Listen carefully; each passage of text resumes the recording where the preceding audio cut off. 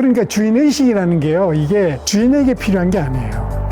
주인이 아닌 사람이 주인처럼 생각하고 주인처럼 행동하는 거야. 그런 사람이 주인이 된다는 거지. 리더는 완벽을 추구해야 되지만 완벽함을 포기해야 된다고. 나의 안이 완벽하지 않다, 않을 수 얼마든지 있다는 것을 인정하는 거. 전에 회사도 그렇고 지금 회사도 그렇고 삶도 그렇고 모든 게 저는 인테그리티, 그것이 또 하나님이 인정하는 가장 중요한 요소라고 생각하는 거죠. 그래서 너가 나를 믿는 한 나는 너가 손해보게 안 만들 거야 하는 그런 확신을 주는 거. 그리고 사람의 마음을 사기 위해서는 그렇게 해야 되거든.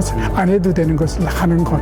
우리는요, 회개 없이 죄사함만 하려고 하는 경향이 너무 많아. 회개라는 거는요, 뭐가 잘못된 거, 내가 뭘 잘못한가를 뼈저리게 느끼는 게 회개잖아요. 우리는 죄사함만 자꾸만, 우리는 너무나 많은 문제를 그 원인에 대해서는 생각하지 않고 하나님께서 도와주실 거라는 그냥 기도만 하는 그런 문제들이 오히려 상황을 악화시키고. 이제 세 번째 파트로 들어가 보려고 하는데요. 세 번째 파트는 성원한 창업가가 되기 위해 필요한 마인셋과 태도 7가지. 첫 번째는 이런 말씀을 하셨어요. 선한 사업가가 못 되는 경우, 실패하는 이유는 다음과 같다. 다른 길이 없어서 창업을 한다거나, 취업이 어려워서 창업을 한다거나, 아니면 후원금이 줄어들어, 선교사의 경우 후원금이 줄어들어 창업을 한다거나, 아니면 아이디어만으로 창업을 해서 빨리 부자가 되려고 한다거나, 아니면 다른 숨은 의도가 있는데 그 숨은 의도를 실현하기 위해서 사업을 이제 이용한다거나, 아니면 7번째, 실패해도 별로 손해볼 일이 없어서 창업을 하는 케이스. 근데 이 중에서 가장 강력하게 책에서 다루시는 부분은 두 번째 파트에서도 말씀해 주셨는데, 남의 돈으로 쉽게 사업하려는 심보, 아주 못된 심보다라고 이제 말씀하세요. 근데 요즘 특히 한국은 그 어느 나라보다 청년 창업에 있어서 지원금이 정말 많은 것 같아요. 저도 그 예비 창업 패키지라고 사업자 내기 전에 5천만 원 주는 거 이제 했었거든요. 말씀하신 대로 내 돈이 아니다 보니까 그냥 한번 해보지. 그냥 좋은 아이디어 있는데 그 당시에 회사 다니면서 한번 해보고 아니면 말고 라는 그 생각이 저도 일단이 있는 것 같아요. 그래서 말씀하신 대로 너무나 쉽게 생각하고 돈의 무게를 느끼지 못하는 부분은 너무나 크리티컬한 것 같은데, 동시에 꿈 있는 청년들한테는, 그리고 바른 생각이 있는 청년들한테는 그게 또 큰 또 혜택이 되기도 하잖아요. 정부도 문제야.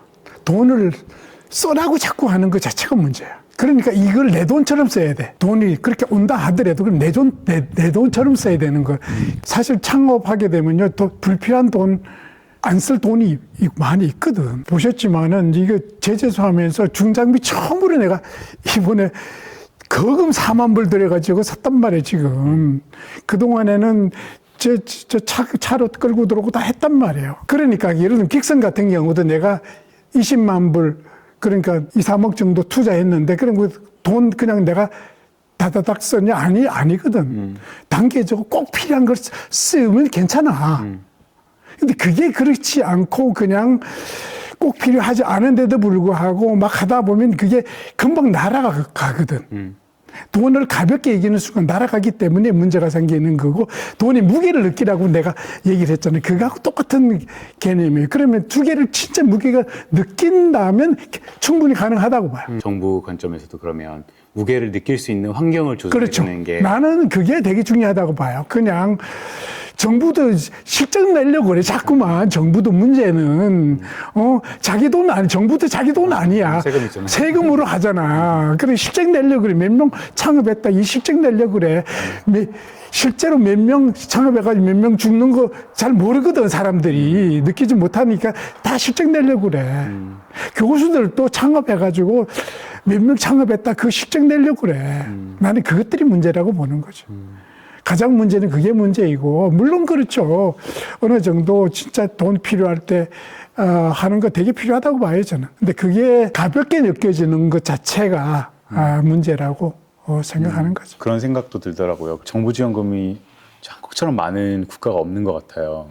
너무나 이제 많은 예산이 이제 편성이 되는데, 청년들의 창업을 장려하는 것도 좋지만 동시에 그 무게를 느낄 수 있도록 뭔가 상환을 하는 조건을. 그렇죠. 아니, 몇 년 더 무이자를 주든가, 그렇게 하더라도 그냥 쉽게 날아가는 것보다가 언젠가는 갚아야 할 돈이라고 생각해야 되는 거지. 그러다 보면 그동안 죽도록 갚아준 사람은 나는 뭐야? 축도를 열심히 살은 사람들이 바보 되는 느낌을 갖게 하면 안 돼.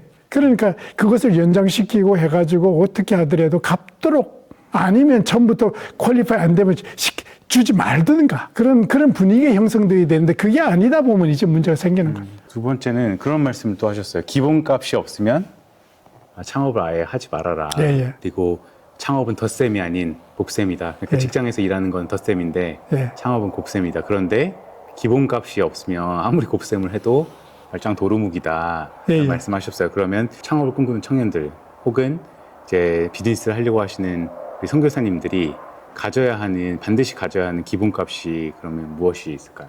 결국은 이제 부자가 되기 위해서는 덧셈만 해서는 안 된다. 곱셈을 해야 된다는 게 이제 기본적인 거고, 그 곱셈 중에서 제일 결국은 투자죠. 투자 중에서 제일 확실한 건 어찌 보면 창업이라고 저는 생각하고, 그리고 창업을 하기 위해서 필요한 것은 어떤 기본값인데, 기본값이 뭐냐? 저 같은 경우를 들게 되면 저는 크게 두 번 창업을 했는데, 첫 번째 창업은 이제 컴퓨터 소프트웨어 회사 창업한 것이고, 그때 창업의 기본값은 내가 봤을 때는 어떤 전문성, 그리고 자신감, 이 분야에 대해서는 내가 최소한 자신 있어. 그래서 만약에 창업을 했다가 실패하게 되면 직장 잡을 수 있어 하는 그런 자신감. 그 자신감이 나를 창업을 하게 만들었던 기본값. 두 번째 그 긱섬을 통해서 창업했을 때는 뭐 전문성이 하나도 없었으니까. 종이버섯 새로운 쪽이고 뭐 무역에 관한 것도 몰랐고 전혀 몰랐었는데, 이때 그 기본값은 자본력, 돈이 있었고, 두 번째는 경영 지식, 그게 기본값이었죠. 사실은 그것이 나를 버티게 만들었고, 한 몇 년 지나니까 4년 동안 지나니까 이제 흑자로 나게 됐고 하는 그런 것들 같아요. 그래서 사람들은 기본값이, 그래 나는 뭐 돈도 없고 경영 지식도 없고 그렇다고 없고. 아직도 무슨 전문적인 것도 없다 그러면, 나는 첫 번째 단계는, 가장 좋은 단계는 어떤 회사 들어가서 정말 미치게 일을 해보라. 80시간 한 2, 3년 해봐라 한번. 그렇게 나면 그게 기본값이 된다. 그래서 감이 올 때까지 한번 해보라는 거. 그런 것도 하지 않고 그냥 하는 것 자체는 그게 열정이잖아. 어찌 보면 열정이라도 있어야 되지. 열정도 없으면서 뭘 하겠다 하냐. 그 정영님 말씀하신 감은 그냥 약간 진짜 막 우리가 생각한 감이 아니라 경험에서 오는 그렇죠. 그 감을 말씀하시는. 감이라는 게 그 촉감이라 그럴까? 예를 들면 촉감이라면 조금 느끼는 게 있잖아. 느껴지는 거. 감이라는 게 뭐 뚝 떨어지는 그런 감 말고 느껴지는 거. 뭐 이거 될 것 같아 하는 그런 느낌. 그게 우연히 오는 거 아니거든. 그게 경험에서 오는 것이고. 그래서 이제 그 지식과 지혜의 차이를 내가 설명을 하는데, 지식은 책을 이런 걸 통해서 얻지만 지혜는요 경험에서 와요. 경험에서 오는 게 지혜이고. 그래서 창업하기 전에 가장 좋은 것은 관련된 분야에서 미치도록 일해봐라. 개처럼 일해봐라. 일해봐라. 그런데 들어가지도 못한 사람들이 있을 수 있단 말이야. 그러면 뭐 봉급 적게 받고라도 들어가라는 거야. 처음부터 뭐 실력도 없으면서 다 찾으면 어떻게? 또 그런 말씀하셨어요. 그 연장선인데 주인의식을 갖고 일을 해야 된다. 근데 이제 요즘 우리 그 MZ 세대들한테 이런 말을 하면 하나같이 내가 주인이 아닌데 무슨 주인같이 일하라고 하냐. 그러면 난 대답은, 그럼 주인들 생각 안 하면 되지. 창업하지 마, 그냥. 뭐 내가 강제로 하는 것도 아니고. 그런데 창업하려고 주인이 되고 싶으면 주인의식을 가지라는 거지. 그러니까 주인의식이라는 게요, 이게 주인에게 필요한 게 아니에요. 주인이 아닌 사람이 주인처럼 생각하고 주인처럼 행동하는 거야. 그런 사람이 주인이 된다는 거지. 주인의식 없는 사람은 주인이 될 수도 없고 돼도 안 되고.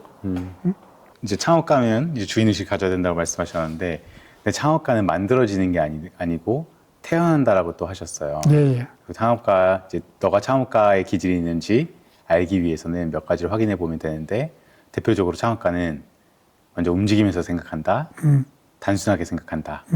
방금 말씀해 주신 직감으로 움직인다.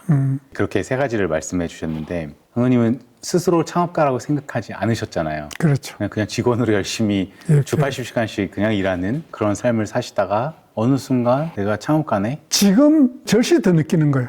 나는 타고난 창업가라는 생각이 드는 거예요. 근데 그렇게 창업가라고 느끼시지 않으셨던 이유가 뭔가 내성적이시고 뭐 그렇죠. 그러셨던 그러니까 보통 사람들은 창업하고 사장이 된다 그러면 또 좀 사교성이 있어야 되고 막 이렇게 생각하잖아. 그런데 내가 비즈니스 운영해 보면 그렇지 않아요. 그리고 굿투레이트라는 그 책에도 그렇게 얘기를 하지 않고 있고, 어찌 보면 약간 내성적이고 이런 사람들이 좋은 리더가 될 수 있다는 걸. 그 부분이 많은 사람들한테도 희망이 될 것 같아요. 왜냐하면 보통 리더라는 그 자리를 생각했을 때 보통 사람들이 떠올리는 건 되게 카리스마 있고 막 저돌적이고 막 그런 멋있고 그런 사람들을 생각하잖아요. 그런 리더는요, 전시에는 필요해요. 전쟁 중에 필요한데 평화 시에는 어찌 보면 그런 리더십은 별로 환영을 받지 못해. 지금 같은 이런 세상에서는 통하지를 거의 않죠. 그러면 그 기업을 운영하시면서 어찌됐건 혼자 시작해서 500명까지 키워내시면서 가지고 계신 상품 중에 어떤 게 가장 그 기업을 운영하시고 또 성장시키는 데 도움이 됐다고 생각하세요? 뭐 몇 가지 있겠지만은, 그러니까 리더의 그 조건 중에 하나인데, 리더는 완벽을 추구해야 되지만 완벽함을 포기해야 된다고 내가 얘기를 하거든요. 나의 안이 완벽하지 않을 수 얼마든지 있다는 것을 인정하는 거. 그 얘기는 뭔가 수용하는 거, 수용 능력이죠, 사실. 다른 사람에게 더 좋은 아이디어가 나올 수 있다는 것을, 그리고 부사장들한테 더 좋은 아이디어가 나올 수 있다는 것을 인정하고, 그것을 수용해주는 그런 것들. 결국 카리스마적이지는 않지만은 진짜 존중해주고 하는 그런 것들이 되게 중요하다고 생각을 하고, 캐릭터 중에서는. 또 한 가지 내 같은 경우는 비즈니스 성공의 가장 큰 이유 중에 하나는 인테그리티 문제. 항상 얘기하지만 인테그리티가 결국은 어떤 바닥을 치려고 할 때 스탑을 시키고 결국은 다시 올라갈 수 있는 그런 계기를 만들어준 것. 지금도 그렇고 전에 회사도 그렇고 지금 회사도 그렇고 삶도 그렇고 모든 게 저는 인테그리티, 그것이 또 하나님이 인정하는 가장 중요한 요소라고 생각하는 거죠, 사실. 그래서 다음 내용으로 그 부분을 다뤄보려고 했었는데요. 창업가의 핵심 가치가 있다. 예. 핵심 가치를 정해야 되는데 그 중에 하나를 이제 정직으로 책에서 말씀해 주시잖아요. 근데 보통 사람들이 생각하는 정직과는 좀 다른 개념을 말씀하세요. 정직은 남을 속이지 않는 것에서 멈추는 게 아니라 안 해도 되는 일을 상대방의 입장에서 해주는 거다. 결국은 저는 정직을 통해서 이익을 봐야 된다고 봐요. 정직하면 내가 나의 경험하면 이익이 돼. 확실히 이익이 되는데, 그렇게 이익이 될 정도로 정직을 하려면요, 소극적인 정직까지는 되질 않아요. 사람을 감동시킬 수가 하나도 없어. 적극적으로 정직하라 하자는 거예요. 적극적으로 정직하는 걸 구체적으로 표현하게 되면 나만 알고 상대방이 모르는 것을 상대방의 입장에서 그것을 하지 않으면요, 정직을 통해서 큰 이득을 볼 수가 없어. 그럼 그런 케이스를 몇 가지 나눠주실 수 있나요? 회사를 운영하실 때나 아니면 지금 송이. 그렇지. 예를 들면 첫 번째 회사를 운영하면서 느낀 것 중에 하나, 결국은 실수하잖아요, 우리가. 실수하게 되면 그들이 모르는 것까지 다 알려줘 버려. 그래서는 마이너스 곱하기 마이너스라고 얘기하는데, 손해까지 먼저 보면서 확 해줘 버리면 감동을 받아, 상대방이. 그리고 더 큰 걸 줘요. 무장 해결시켜 버려. 그러다 보니 결국은 이제 파이저하고 이제 에버도 제일 큰 고객으로 바뀐 것 중에 하나가 그런 거죠, 일종의. 안 해도 되는 것.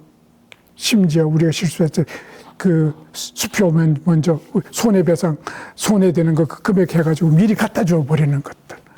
이런 것들 적극적으로 정직한 거. 그 원주민 동네에서도 그런 거예요. 여기 동네에서도 그 적극적으로 정직하는 것 중에 하나가, 송이철이 예를 들면 바이어들은 어떻게 돈 많이 벌려고 그러잖아요.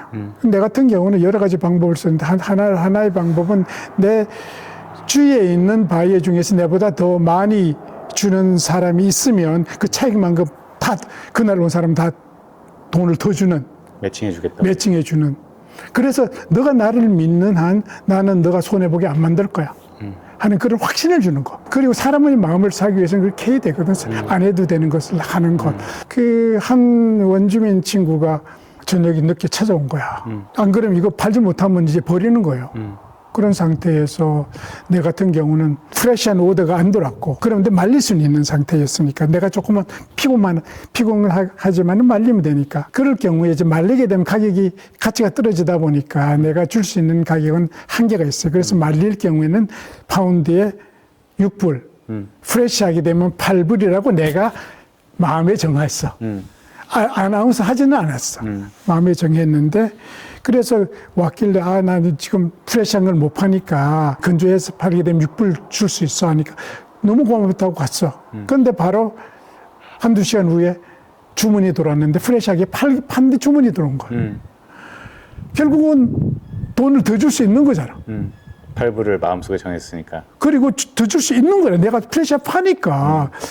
손해되는 거 아니야. 어찌 보면 더 많이 벌려고 하는 것에서는 문제가 있을지 몰라도 나는 절대로 적정한 이익을 낸단 말이야. 친구는 모르지. 그래서 내가 마음에 정했으니까 다시 연락을 해가지고, 너 살 때는 건조용으로 샀는데 프레시 오더가 들어와서 내가 2불 더 줘서 총 100불 더 줄 수 있다, 와라 했더니까 와가지고 눈물을 걸썽거리는 거예요. 저 그런 거예요. 정직도 그렇게 적극적으로 정직하면요, 이 친구가 돌아다니면서 내 손질을 얼마나 했는지 몰라요. 누군가 송이를 가져와야 되는데 이 친구가 그 바람잡이 역할을 해주더라고. 정직은 보통 사람들이 생각하기에는 손해를 보는 거라고 생각하는데, 사실 비즈니스적으로 봤을 때도 가장 전략적인 거죠. 그리고 제 손익분기점이 있다 그러잖아. 정직의 손익분기점. 손익분기점은 이렇잖아요. 처음에 손해가 된다는 거야. 아니, 처음부터 이익되면 다 정직할 수밖에 없잖아요. 당연히. 이익 되는데 누가 정직하지 않아. 손해가 되니까 정직하지 못한 거야. 그래서 나는 개인적으로 한 3년 정도, 3년 전에 회사 문 닫을 생각하게 되면 정직을 안 해도 되고, 3년 이상 하려면 정직하라고 내가 얘기하는데, 손익분기점 이런 거 있어요. 또 개념이. 첫 번째 정직하면요, 사람들이 왜 카말 줄 알았어요? 아니에요. 의아해요. 갑자기 왜 저래? 이상하다. 두 번째 정직하면, 처음에 했던 게 그 진심이었어. 세 번째 정직하면 돼. 그 다음부터는 동네 주위에 돌아다니면서 선전해줘요. 얘 참 정직하는 사람이라고 돌아다니면서 해준단 말이에요. 그게 이제 손익분기점을 넘어서고 한다는 얘기예요. 그러니까 그렇게 하려면 그렇게 계속 지속적으로 해야 되지, 그냥 단기간 봐가지고는 의미 없는 거죠. 그게 말씀하시는, 또 가장 강조하시는 핵심 창업 가치. 그렇죠. 그리고 그것이 결국은 파일을 키우고요, 커져요. 마지막 두 가지 정도 터치를 해보려고 하는데요. 하나는 그런 개념을 말씀하시더라고요. 스톡데일 패러독스. 그래서 결국 승리할 것이라는 믿음과 동시에 냉철한 현실을 받아들여라. 책 보면서 김대중 대통령이 하셨던 말씀이 생각났는데요. 이상만 쫓는 철학자가 치면 안 되고, 현실 문제에 대한 실용적인 감각을 가져야 되는, 결국 이상과 현실 밸런스를 그렇죠. 갖춰라. 또 성경에서 보면 이제 우리 비둘기처럼 순결을 하되 뱀처럼 또 지혜로워라라는 말이 있잖아요. 그래서 이런 스톡데일 패러독스, 이 개념을 우리의 삶과 또 청년들이 창업을 한다면 어떻게 적용하면 좋을지. 그러니까 꿈을 꾸되 현실 보라는 거지. 꿈만 꾸지 말고 현실을 보라는 거고. 그런데 이게 사실은 쉽지 않아요. 이게 패러독스, 역설이잖아요. 스톡데일 패러독스는 그러니까 꿈을 꾸되 냉철한 현실을 보라는 건데, 이게 왜 역설인가 하면 냉철한 현실을 보게 되면 꿈을 못 꿔요. 냉철한 현실을 보기도 힘드니까. 근데 꿈만 꾸다 보면요, 냉철한 현실을 못 봐요. 그 두 가지를 동시에 가질 수 있는 게 쉽지가 않다는 거야. 전체 기독교인의 문제가 냉철한 현실을 보려고 하지 않고 모든 걸 기도로서 해결하려고 그래. 무슨 어려움이 있으면 그냥 철야기도 금식기도 하면서 다 해결하려고 그래. 아니, 그게 필요 없다는 얘기 아니야. 왜 이런 문제가 일어난지를 고민하지 않아. 문제가 일어났다는 얘기는요, 원인이 있다고요. 결과가 어떤 원인이 분명히 있어요. 원인에 대해서 보려고 깊이 생각을 안 해. 이 어려움이 넘어갔으면 좋겠다. 거기에만 쭉 들어 기도해. 내가 왜 잘못됐고 뭐가 문제가 됐는지는 생각하지 않는 그런 문제. 결국 스톡데일 패러독스하고 연결되는 건데, 나는 그런 거야. 이게 문제가 일어났으면 왜 문제가 일어난지를 고민해 봐야 된다. 우리는요, 회개 없이 죄사함만 하려고 하는 경향이 너무 많아. 회개라는 거는요, 뭐가 잘못된 거, 내가 뭘 잘못한가를 뼈저리게 느끼는 게 회개잖아요. 우리는 죄사함만 자꾸만 원해. 우리는 너무나 많은 문제를 그 원인에 대해서는 생각하지 않고 하나님께서 도와주실 거라는 그냥 기도만 하는 그런 문제들이 오히려 상황을 악화시키고 스탁델 베레덱스도 결국은 그 베트남 그 포로에서 살아남지 못한 사람들을 누구라 하는가 하면 optimist라고 그러는데 괜찮을 거야 하는 게 막연하게 하는 그런 것들이 오히려 사람을 죽이더라. 냉철한 현실을 보면서 나는 이 이벤트를 정말로 중요한 이벤트를 삼을 거야 하는 그런 것들. 그게 되게 비즈니스에는 훨씬 더 중요하고요. 예를 들면 비즈니스에 어려움이 있으면요. 괜찮을 게 생각하기 전에 구조조정부터 해야 되고 내 봉급부터 깎아야 되고 이렇게 해야 된다는 거야. 그렇게 해야지 그게 극복이 되는 거지. 그러지 않고 기도하게 되면 뭐 돌아올 거야. 그렇게 하게 되면 데려온다 하더라도 그게 습관화되면 안 돼. 습관화되면 그 축복을 당연한 걸로 받아들이는 결과가 하게 되면 오히려 더 문제가 생긴다고 봐요. 그래서 나는 기독교인이라고 제발 좀 그렇게 막연하게 그렇게 하는 거 아니면서 좋겠다는 생각을 하는 거죠. 오히려 어떻게 보면 세상을 살아감에 있어서 더 철저하게, 그렇죠. 더 그러니까 뱀처럼 더 계산적으로 다 할 수 있는 거는 인간의 힘이 닿는 한 최대한 끝까지 해보고 나서 그러나 그 정도는 해야지. 최소한 우리가 할 분야는 해야 되는 거지. 그 나머지 할 수 없는 부분을 그렇죠. 맡기면 되는 건데 예. 우리가 할 수 있는 부분까지도 그렇지. 이제 다 맡기려고 한다. 그게 사실 마음 편하잖아요. 그러니까 네. 그 편하니까. 그런 배짱도 있어야 될 것 같아요. 예를 들어서 그 처음에 일하고 싶으셨을 때 현전에서 공부하시면서 찾아가면서 돈을 두드렸잖아요. 근데 크리스찬으로서 그러니까 그거는 사실 부끄러움을 감수하는 거잖아요. 그렇죠. 내가 누군가한테 찾아가서 내 필요한 것도 요청하는 거에 따른 부끄러움이라기보다가 두려움을 두려움. 두렵지. 그게 나는 믿음이라. 기독교인의 믿음은요, 두려움에도 불구하고 문을 두드리는 거. 기도만 하는 게 아니라 액션을 취하면서 일단 하는 거. 감사합니다. 이제 마지막 얘기를 하면서 이제 마무리를 해보려고 하는데요. 또 이런 말씀하셨어요. 창업은 비선형 성장이다. 성장 결과는 노력의 양과 언제나 비례하지 않는다. 그런데 사람들은 자기가 노력했을 때 그게 바로 결과로 나타나지 않으면 더 노력하지 않는다.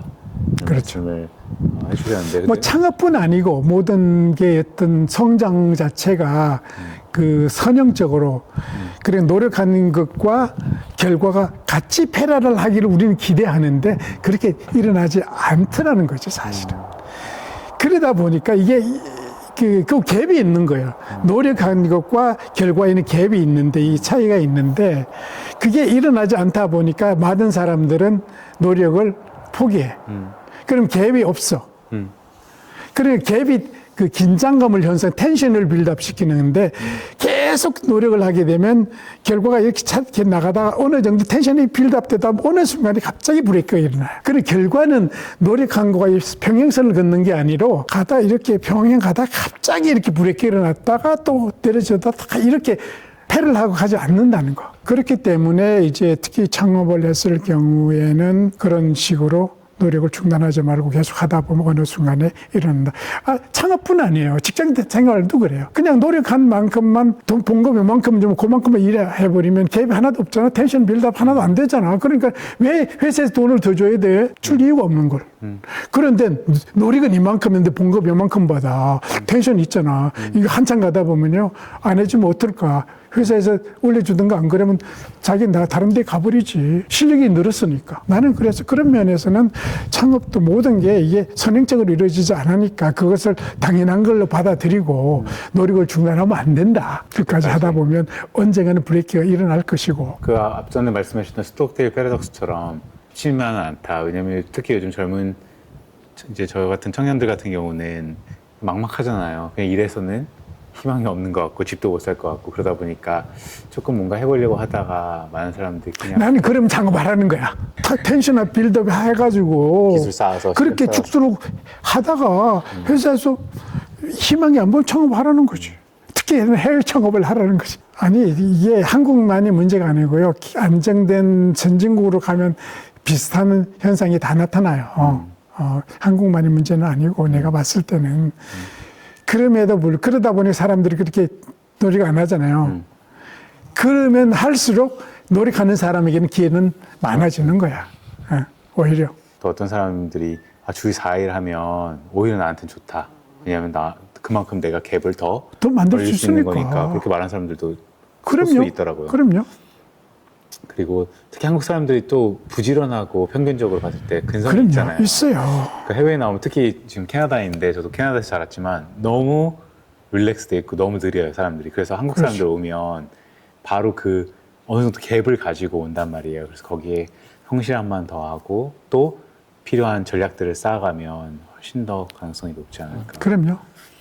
저는 그 첫 관문을 이제 영상을 보시는 분들이 여기 와서 나무도 패고 일도 하면서 힐링도 얻고 이런 지혜도 얻고 하면 너무나 좋을 것 같고요. 또 지금 이 책 2권을 쓰셨는데 제가 오늘 이 내용 진행한 건 책 기반으로 이제 예, 한 예. 거거든요. 그래서 더 구체적으로 이제 알고 싶은 분들은 책을 구입하셔서 읽어보시면 너무나 큰 도움이 될 것 같고요. 오늘 아직 저희 한 7시 다 된 것 같은데 아직도 너무 화난 것 같아요.